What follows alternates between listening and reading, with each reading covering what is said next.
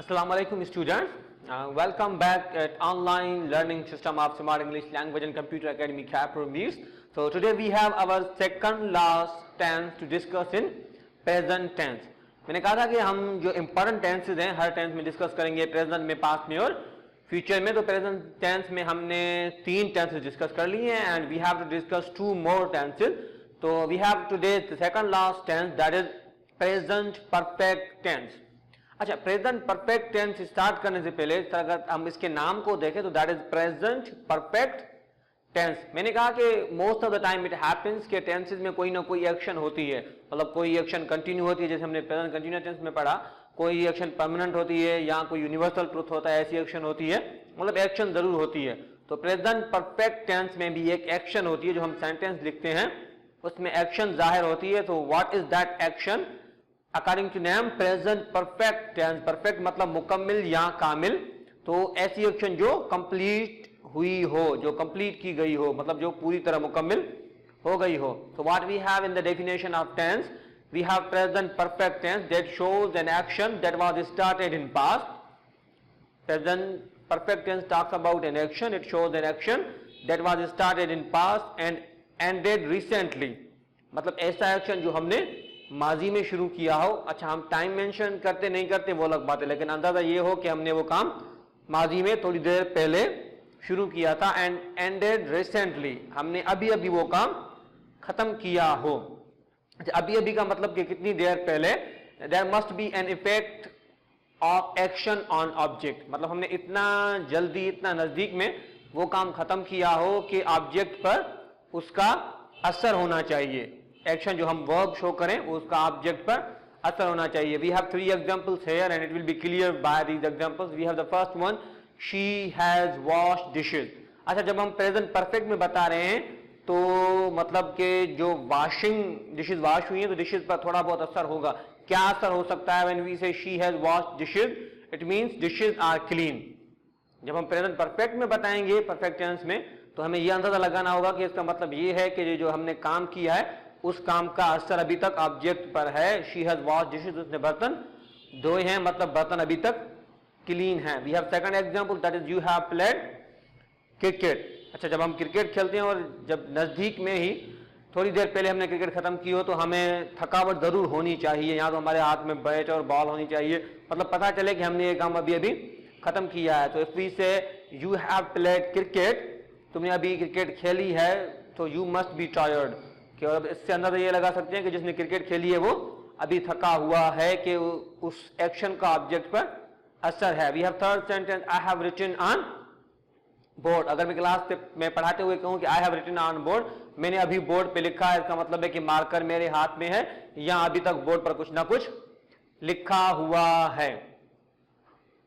Okay, तो इस तरह से हम इस्तेमाल करते हैं प्रेजेंट परफेक्ट टेंस. जैसे हर टेंस में हेल्पिंग वर्ब्स होते हैं, so we have again 2 helping verbs in present perfect tense. The first one is have, the second one is has.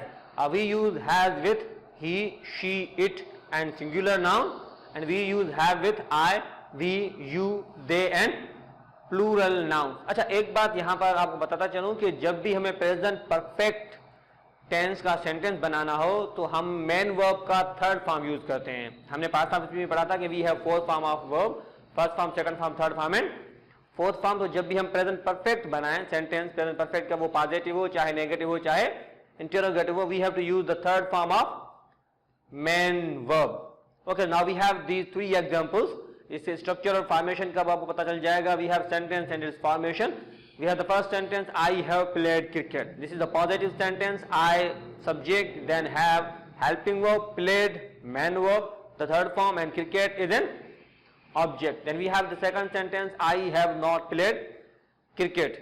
मतलब अगर आपको प्रेजेंट परफेक्ट टेंस का कोई सेंटेंस नेगेटिव बनाना हो तो आप हैव के बाद या हैज के बाद नॉट लगा देंगे. तो we have I have not played cricket, a negative sentence, the formation is subject plus helping verb plus not, then verb and plus object. Then we have I played cricket. मैंने बताया था कि अक्सर करके हम क्या करते हैं, जब भी हमें टेंसेस वाले जो सेंटेंसेस हों उनके अगर इंटरोगेटिव बनाने हो तो हम हेल्पिंग वर्ब को शुरुआत में ले आते हैं. हमने यहां पर भी यही किया हुआ कि we have put have before the subject, have I played cricket. We have to put first helping verb, फिर हमने सब्जेक्ट रखा है, फिर मेन वर्ब रखा है, लेकिन main verb is in third form. Then we have to put object, हमने object put किया है. Now we have an activity and the activity is, जैसे हम एक्टिविटी करते आ रहे हैं और आपको इसी तरह की असाइनमेंट भी मिल रही है, तो आपको असाइनमेंट भी ऐसे ही सॉल्व करनी है, नंबर बाय नंबर, मतलब सेंटेंस ऐसे रखने हैं जैसे हमारे पास शो किए हुए हैं. Activity is change the following sentences into negative and interrogative. Let me read the sentences. The first one is I have read a book. यहां पर रेड थर्ड फॉर्म के तौर पर इस्तेमाल हुआ है. Then we have she has finished her work. The third one is we have visited Karachi. We have the fourth sentence, that is he has written a diary. Then we have the fifth one, that they have won the game. अच्छा, अब आपको क्या करना है?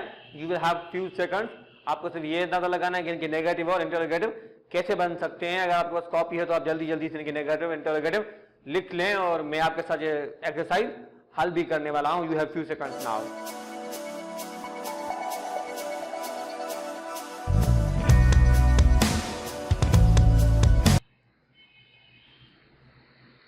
Okay, now have a look on the solution of that exercise which we have. Again, मैंने वही positive sentences लिखे हैं जो हमने पहले पढ़े थे. I have read a book. She has finished her work. We have visited Karachi. He has written a diary and they have won the game.